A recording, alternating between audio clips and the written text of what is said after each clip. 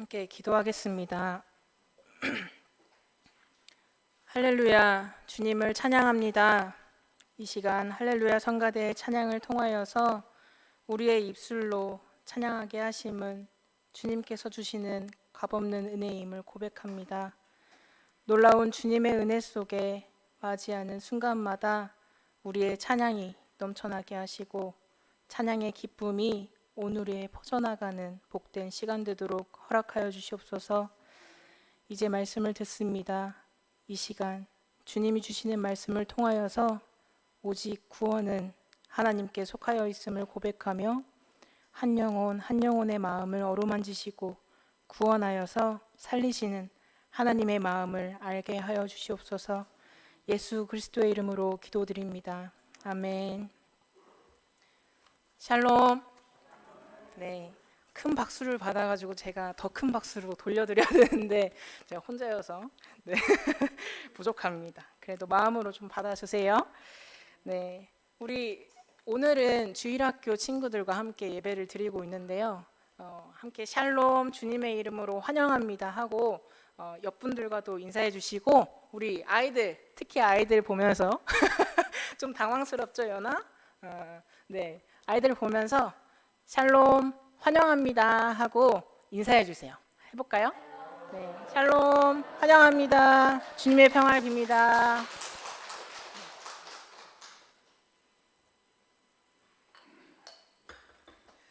네, 2015년에요. 인간의 감정을 소재로 해서 이 흥행을 했던 애니메이션이 있습니다. 미국의 픽사라는 회사가 제작했던 인사이드 아웃이라는 영화인데요. 우리 친구들 알고 계신가요? 네, 한 번쯤은 보셨을 수도 있는 유명한 영화예요. 이 영화는 11세 소녀 라일리가 이사를 가게 되면서 겪게 되는 감정의 변화들, 또 갈등들, 또 상실감들을 이 내면에 있는 감정으로 좀 그려내고 있는 재미있는 애니메이션입니다. 잠깐 영상을 보면서 짧게 보고 갈게요.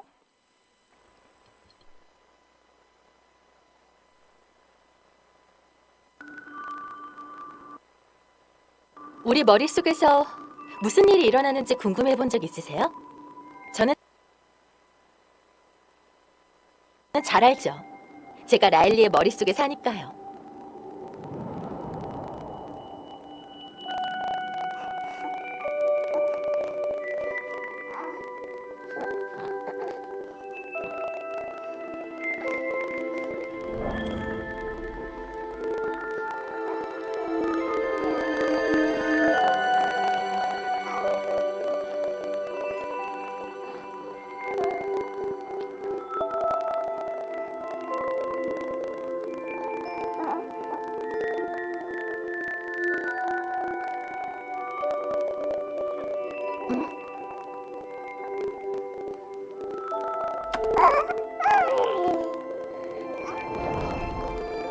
얘가 라일리예요. 안녕, 라일리. 우리 아기, 네가 태어나서 아빠는 정말 기뻐.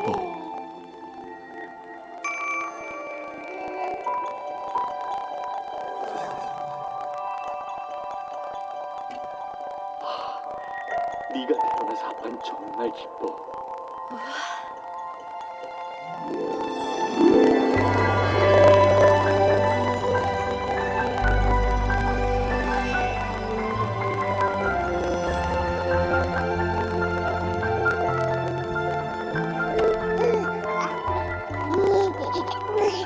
정말 꿈만 같았어요. 나랑 라일리 둘뿐이었죠. 영원히.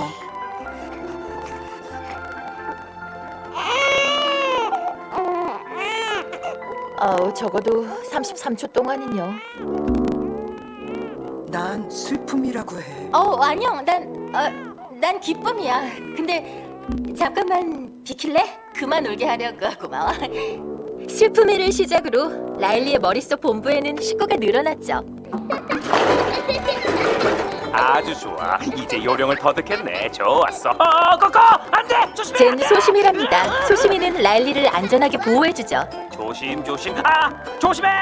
좋았어. 이제 됐다. 감사합니다. 정말 감사합니다. 계속하자.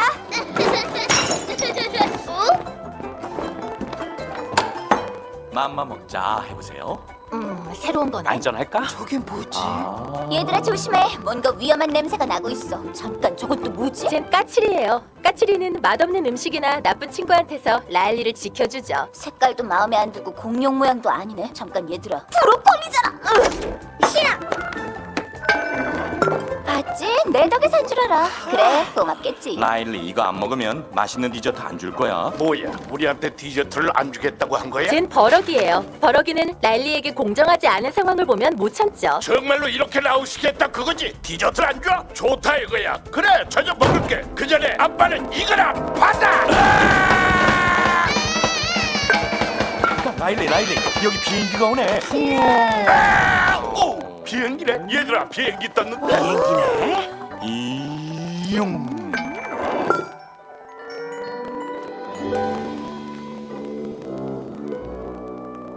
그리고 슬픔은 아시죠? 쟨 뭐랄까 하는 일이 뭔지 잘 모르겠어요. 사실 특별히 하는 것도 없고요. 그래도 슬픔이까지 좋다고 해야 모두가 좋은 거겠죠. 아무튼 이건 라일리의 기억들인데 제 자랑 같지만 대부분 행복한 기억들이에요. 네. 우리 친구들 요거 보면서 혹시 5가지 감정이 나왔는데 기억나요? 네, 슬픔이. 네, 우리 성도님들 감사합니다. 슬픔이, 기쁨이, 분노, 소심이, 두려움, 까칠이. 네, 6개가 돼버렸지만, 네, 이제 두려움, 혐오, 기쁨, 슬픔, 또 분노까지 5가지의 감정으로 이제 캐릭터를 그리고 있습니다. 이제 그 중에서 한 명, 그 버럭이가 소개될 때 나레이션을 혹시 기억하신가요? 네, 쟨 버럭이에요. 네, 라일리에게 공정하지 못한 상황이 나타나면 못 참죠라고 하고 나옵니다. 우리는 일상을 살아가면서 모멸감을 느낄 때, 또 공정하지 못하다고 생각이 되어질 때 이제 분노하게 되죠. 우리의 감정은 표현해야 자연스러운 것입니다. 그런데 긍정으로 여겨지는 감정들은 우리가 사회적으로 관계 맺기가 조금 더 원활한 것 같아요. 근데 부정적인 감정으로 여겨지는 이 감정들은 뭔가 잘못될 것 같고 관계가 틀어질 것 같고, 그래서 우리는 화를 내지 않고 꾹 참죠. 이 분노라는 감정을 두고 여러 가지 관점에서 의학적으로든 사회학적으로든 연구를 하고 해석합니다. 그 중에서 우리가 아주 가깝게 이 시대를 읽을 수 있는 통로가 있는데, TV를 틀면 뭐가 나와요? 막장 드라마 나오죠. 막장 드라마 나오고 이제 주인공들이 자기 마음에 안 들면 다 때려 부십니다. 그리고 화를 내고 눈을 이렇게 뜨죠. 네. 굉장히 폭력적인 이 영화나 드라마들이 인기가 있는 것은 사회학적으로 사람들이 대리만족하기 때문에 그렇다고 이야기를 합니다. 내 안에 있는 분노가 어디서 왔는지, 또 어디부터 시작을 했는지 살펴볼 시간 없이 이 분노, 이 기분 나쁜 분노를, 이 기분을 어떻게 떨쳐내지? 잠이나 자야겠다. 아니면 청소나 해야겠다 하는 식으로 해결만 하려고 한다는 것이죠. 오늘 성경에서도 분노를 가지고 있는 주인공이 있습니다. 이 요나가 본문 4장에서만 열심히 화를 내고 있는데, 우리가 일상을 살아갈 때 화내는 감정을 표현하는 것은 자연스럽다고 말씀드렸죠. 자기 조절과 억제가 조화롭게 표현된다면 건강한 방법입니다. 그런데 1절 말씀을 함께 보니까 요나가 매우 싫어하고 화를 내고 있다라고 전합니다. 새 번역서에는 요나는 이 일이 매우 못마땅하여 화가 났다라고 풀어냅니다. 앞에 있던 어떠한 일, 그러한 일 때문에 화가 났다라는 것이죠. 이어서 2절을 보니까 요나가 하나님께 기도를 하고 있습니다. 요나가 하나님께 기도하는 이 장면은 요나서 2장에 나오던 요나의 기도하는 장면과는 사뭇 다른 느낌이에요. 요나가 2장에서의 요나는 다시스로 가던 중에 바다에 풍랑을 만나서 물고기 밥이 되죠. 물고기 뱃속에서 하나님께 진심으로 기도드리는 모습을 그리고 있는데 이때까지만 해도 자신의 생각을 꺾지는 않았었지만 하나님께 진심으로 다하는 요나의 모습을 볼 수 있습니다. 그런데 오늘 4장 2절의 요나의 기도는 하나님께 드려지는 기도라고 느껴지기보다 내가 그 일이 너무 못마땅해서 화를 내고 있는 듯이 보입니다. 자신이 왜 니느웨를 피해서 다시스로 갔었는지, 또 이미 이런 일은 내가 일어날 줄 알았다고, 그래서 오고 싶지 않았다고 정당화하기도 합니다. 사람이 화를 내면, 화가 나면 그 순간 무조건 화를 내는 게 맞진 않죠. 나의 화가 어디서부터 왔는지 자신의 마음을 돌아볼 시간도 노력도 필요합니다. 3절에서의 요나는 그냥 화가 난 게 아닙니다. 분노 조절을 하지 못하고 단단히 화가 났다라는 것을 하나님께 이렇게 표현하고 있어요. 여호와여 원하건대 이제 내 생명을 거두어 가소서. 사는 것보다 죽는 것이 내게 나음이니이다. 요나가 자기 마음에 화를 다스리지 못해서 자신의 생명을 제발 거두어 달라고, 내가 지금 이 상황을 겪는 것보다 차라리 죽는 게 낫겠다고 말을 하고 있습니다. 울분에 차서 자신이 처한 상황이 얼마나 고통스러운지, 또 얼마나 힘든지, 그래서 얼마나 화가 났는지 자신의 생명을 내놓을 만큼 하나님께 시위를 하고 있습니다. 도대체 무슨 일을 겪은 것일까요? 요나가 차라리 죽는 게 낫다고 한 이유는 무엇일까요? 요나는 여로보암 2세 때 북왕국 이스라엘의 예언자로 활동했습니다. 아수르는 이스라엘이 국가로 등장하기 훨씬 이전부터 강대국으로 점점 성장했던 국가입니다. 그래서 주변국에 큰 영향력을 끼치고 있었고, 당시 이스라엘을 침공해서 이스라엘 백성들을 포로로 끌어가기도 했습니다. 요나와 이스라엘 백성 모두에게 아수르라는 그 나라는 굉장히 고통과 억울함의 대상이었겠죠. 그 고통의 억울함을 기억할 때마다 내가 모르는 그 마음속 깊은 곳에 혐오하는 감정이 점점 새겨졌을 것입니다.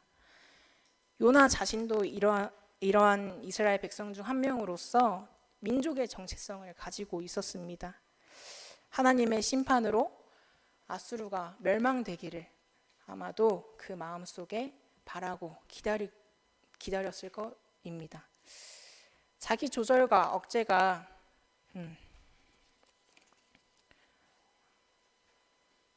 조화롭게 표현된다면 건강한 방법이라고 말씀드렸죠.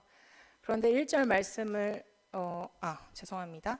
이러한 시대에 이스라엘의 예언자로 하나님의 말씀을 선포하는 요나는 백성들의 민심을 대변했던 예언자였을 것입니다. 그런데 하나님께 원수의 나라, 하나님께서는 원수의 나라 그 아수르, 니느웨라는 그 수도로 가서 하나님께 이 사람들이 회개할 수 있도록 선포하라는 메시지를 보내십니다. 요나에게 이스라엘 백성의 원수 아수르 그 나라의 사람들에게도 회개와 용서를 선포하는 예언자로서의 사명은 아마 마음속 깊이 관철되지 못했을 것 같습니다. 그래서 하나님이 가라고 하신 니느웨가 아니라 그 정반대 방향 다시스로 도망가기도 했죠. 혹독한 공경에 빠졌습니다. 3일 밤낮 고래 뱃속에서 죽을 고생을 하게 되었었고, 이때 요나는 하나님께 기도하면서 하나님의 자비로 기사회생했습니다. 결국 요나는 하나님의 이끄심으로 니느웨로 가게 되었습니다. 요나의 몸은 니느웨를 향해 왔지만 자신의 마음까지 니느웨를 향하지 못했던 것 같습니다. 사흘을 걸어야 할 만큼 큰 도시였던 니느웨 성, 그 성에서 단 하루 동안만 니느웨가 회개하기를 외쳤습니다. 그런데 이상한 점이 보통 예언자라고 하면 하나님께 돌아오라는 회심의 메시지를 전하기도 하고 눈물로 함께 기도하면서 이 사람들을 하나님께 돌아올 수 있도록 안내하기도 하는데, 요나는 딱 이 마디만 해요. 40일이 지나면 니느웨가 무너질 것이다. 혹시나 다른 얘기가 있나 히브리어 원어 성경을 찾아봐도 이 단어 외에는 다른 말이 없었습니다. 요나는 오직 니느웨가 멸망하기만을 바랬던 것이죠. 그런데 요나가 꿈에도 상상하고 싶지 않은 일이 실제로 벌어졌습니다. 망하라고 외친 말을 듣고 니느웨 사람들이 발칵 뒤집어진 것이죠. 왕을 비롯해서 온 백성들이 굵은 베옷을 입고 회개했습니다. 이방인들인 니느웨 사람들, 이스라엘 백성인 예식인 굵은 베옷을 입고 금식과 기도로 하나님께 부르짖었다라는 그 회개의 자세는 이 순간만큼은 이 니느웨 사람들이 하나님께 진심으로 회개하고 있다라는 것을 우리가 알 수 있습니다. 이들이 철저하게 하나님께 돌아오라는 메시지를 받아들였고 사랑의 하나님으로 고백했다는 것입니다. 우리는 여기서 하나님의 관점을 알아차려야 합니다. 하나님께서는 말 못하는 나귀의 입을 열어 예언하게 하시고 돌들을 소리 질러서 진리를 말하게 하시는 분이시죠. 이처럼 이방인 니느웨 사람들의 입을 열어서 이스라엘 고백보다 더 진실되고 더 감동적인 고백을 하게 하십니다. 요나가 물고기 뱃속에 있을 때 읊조린 고백이 있었습니다. 오직 구원은 하나님께 속하였나이다. 이 고백이 니느웨 현장에서 요나의 두 눈으로 확실하게 확인되었을 터인데 요나는 회개를 인정할 수 없었습니다. 하나님께서는 요나가 하나님의 명령을 의도적으로 거부하고 도망갈 때나 또 물고기 뱃속에서조차 어정쩡하게 자신의 의견을 굽히지 않고 고집할 때에도 하나님은 요나를 꾸짖지 않으셨어요. 심지어는 니느웨에 가서도 하나님의 말씀을 왜곡하여 전하였을 때에도 하나님은 요나를 책망하거나 그의 부정적 행위에 대해서 지적하지 않으셨습니다. 하나님께서는 요나의 마음을 다시 한번 되물으셨어요. 스스로에게 분노의 이유를 꼭 찾으라고 말씀하시는 듯합니다. 그러나 요나는 하나님에 대해 화가 났기 때문에 자신에게 일어나는 모든 일이 다 짜증이 났습니다. 아직 40일이 지나지 않았으니 하나님이 어떻게 하시나 내가 더 지켜보겠다 하는 그 마음으로 니느웨의 성이 다 보이는 언덕 동쪽으로 올라갑니다. 그래서 그곳에 초막을 짓고 직접 살펴보고자 가만히 기다리는데 니느웨의 기후 조건은 정말 고약했던 것 같아요. 뜨거운 떼약볕 아래에서 나뭇가지 몇 개를 엮어서 초막을 만들었던 그 장소는 그 더위를 피하기에는 역부족이었던 것 같습니다. 씩씩거리면서 외로이 자신의 방법을 선택한 요나에게 하나님께서는 박농쿨을 예비하셨습니다. 이 박농쿨은 하루 만에 크게 자랐고 요나가 머물고 있는 초막에 그늘을 만들어서 서늘한 자리를 만들어 주었습니다. 요나는 이 박농쿨이 어떻게 나서 어떻게 자랐는지 생각하지 못했습니다. 그저 머리 위로 드리워진 박농쿨을 보면서 아이고 시원하다 하고 기뻐했을 것 같습니다. 하나님께서는 요나가 초막을 짓고 니느웨 성을 방관하는 태도로 보고 있을 때 요나가 계속해서 그 성을 바라보도록 하셨습니다. 요나는 니느웨 성을 보며 망하기를 바라고 있었지만 하나님께서는 지금 요나가 바라고 있는 이 니느웨 성을 꼭 구원하시겠다는 것을 요나의 눈으로 확인시켜 주시는 것이죠. 하나님께서는 지금 요나가 괴로워했다는 것을 잘 알고 계셨습니다. 햇볕이 뜨거워서 괴롭기도 했겠지만 본질적으로 괴로웠던 것은 니느웨 성이 자신의 예언적 활동으로 인해서 구원을 받았다. 이 사실은 이스라엘 백성들에게 민족들에게 굉장한 원망을 들을 사건입니다. 또 자신의 예언적 활동이 겨우 이런 제국을 구원하기 위함이었다는 사실이 굉장히 허망하고 실망하고 괴로웠을 것입니다.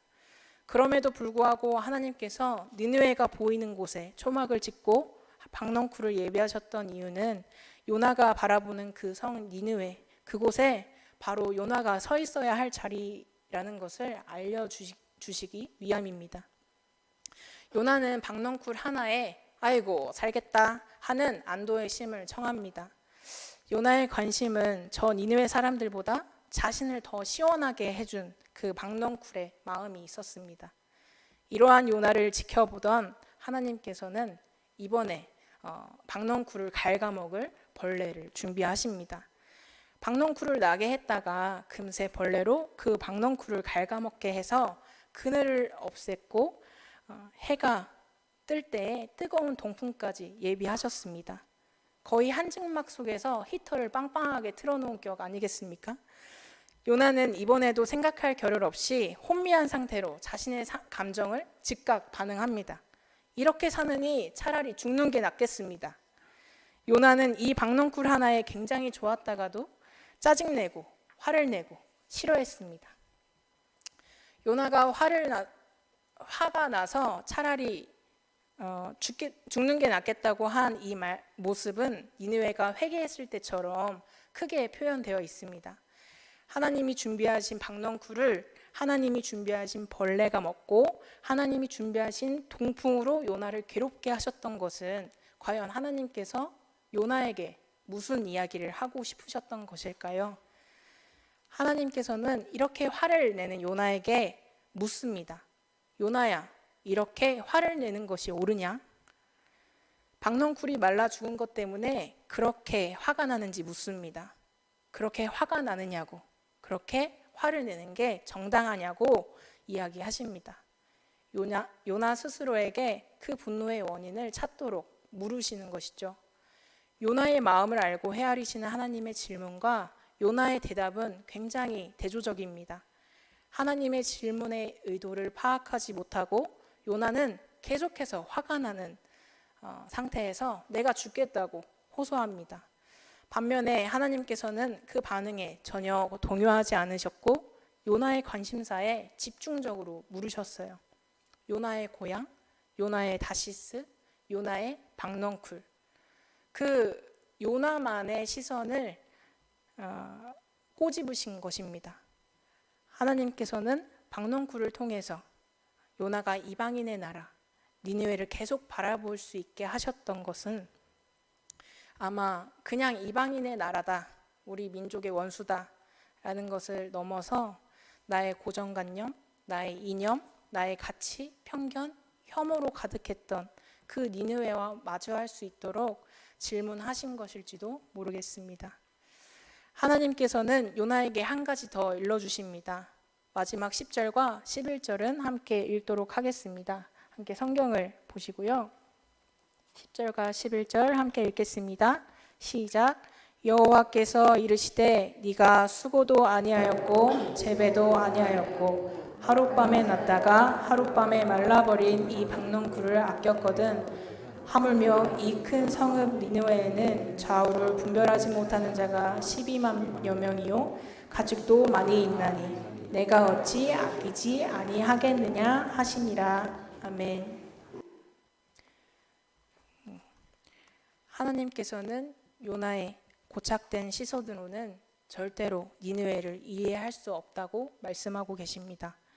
겨우 하룻밤 사이에 자라났다가 하룻밤 사이에 시들어버린 그 박넝쿨을 아낀 요나에게 좌우를 분별하지 못하는 12만의 생명이 있는 그 니느웨를 바라보게 하신 것, 그 이유는 우리에게 천하보다 귀한 생명이 천하보다 귀한 영혼을 살리시는 분이 바로 하나님이시다라는 것을 우리에게 알려주십니다.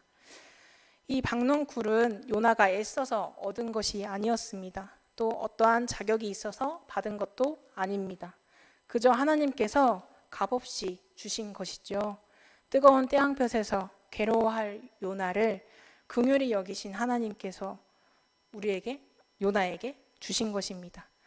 자격 없는 니느웨 백성들을 불쌍히 긍휼히 여기신 하나님의 은혜, 그 은혜의 하나님을 못마땅해서 화를 내던 요나에게 하나님의 관점을 통해 다시금 하나님의 은혜를 깨닫게 하십니다. 하나님의 은혜는 요나가 받은 박넝쿨과 마찬가지로 어떤 수고와 노력의 결과물이 아닙니다. 또 받을 만한 그만한 자격이 있어서도 아닙니다. 하나님께서 니느웨 백성들에게 은혜를 베푸시기를 결정하셨다면 그것은 니느웨 백성이 그 은혜를 받을 만한 자격이 있어서도 아닙니다.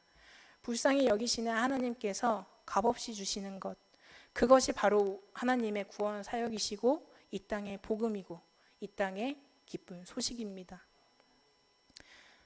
은혜를 입다, 은혜를 얻다에 해당하는 히브리어를 제가 찾아봤는데 이것을 직역하니까 상대의 눈에서 은혜를 발견하다라는 것으로 직역할 수 있습니다.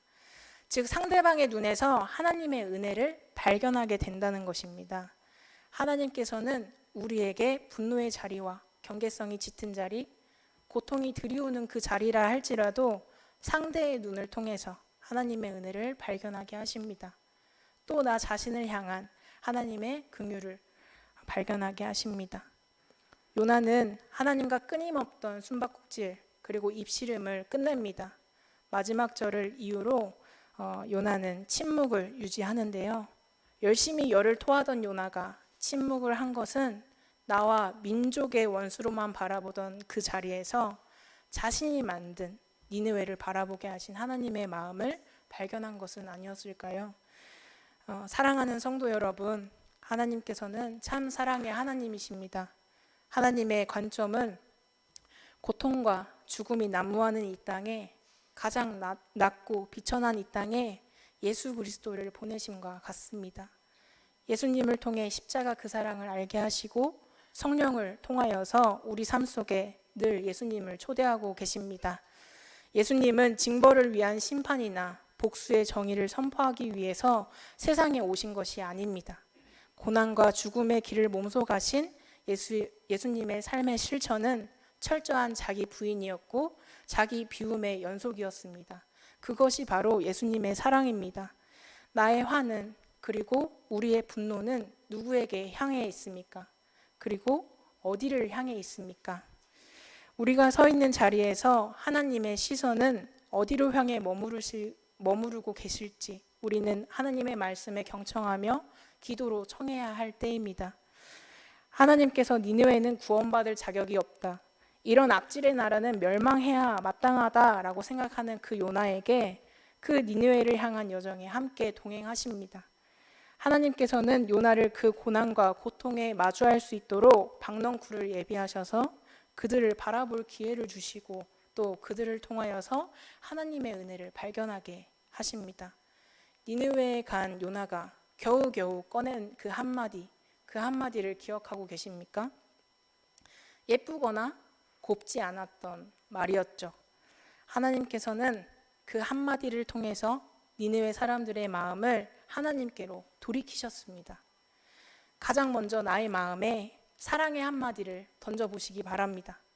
내 마음의 연습이 충분해지면 내 마음에, 내 생각에 미움, 경계, 혐오로 가득했던 그곳, 그 사람 떠올리면서 혹시 만나게 된다면 내 마음에 던져봤던 그 사랑의 한마디를 던져보시기 바랍니다. 하나님의 구원의 방법은 외면과 정죄가 아닙니다. 사랑이심을 함께 정죄가 아니라 사랑이신 하나님을 우리가 함께 기억하길 바랍니다. 나의 마음을 긍휼히 여기시는 하나님의 관점으로 나의 이웃의 마음도 긍휼히 여겨주시는 하나님의 은혜에 감동하여 한 주간도 이 말씀 따라서 살아내는 우리 성도들 머리 위에 또 발걸음 위에 손길 위에 주님의 축복이 함께 하시길 기도합니다. 함께 기도하겠습니다. 사랑의 하나님, 이 시간 말씀을 통해 우리의 거울 요나를 보게 하시고 우리의 마음을 보게 하심을 감사드립니다. 자격 없는 우리를 값없이 사랑하시는 하나님, 여전히 우리의 마음과 생각은 연약하여 하나님 보시기에 완악합니다. 주님, 우리를 긍휼히 여겨주시옵소서. 주님, 우리의 마음을 마주하는 것이 늘 두려움에 사로잡히기도 합니다. 그러나 우리의 삶 속에 변화의 바람이 불어올 때 성령의 인도하심을 알게 하셔서 우리의 마음과 생각이 온전해지도록 나를 마주하는 용기를 허락하여 주시옵소서. 우리가 걷는 삶의 걸음마다 하나님께서 함께하여 주실 때 이 땅에 하나님 나라의 복음이 전하게 하시고 주님의 기쁨이 온전히 전해질 수 있도록 주님의 인도하심에 따라 살게 하소서. 주님, 이 시간 예배를 통하여서 우리의 삶의 예배를 드리길 청합니다. 흩어지는 예배를 통하여서 한 주간의 삶 속에서도 하나님 나라의 확장에 복음을 전하는 사명을 안고 우리 모두가 함께 한 걸음 내디딜 수 있도록 함께하여 주시옵소서. 우리의 삶의 예배가 온전히 하나님께 영광 드려질 수 있도록 동행하여 주소서. 이 땅에 십자가 사랑을 알게 하신 예수 그리스도의 이름으로 기도드립니다. 아멘.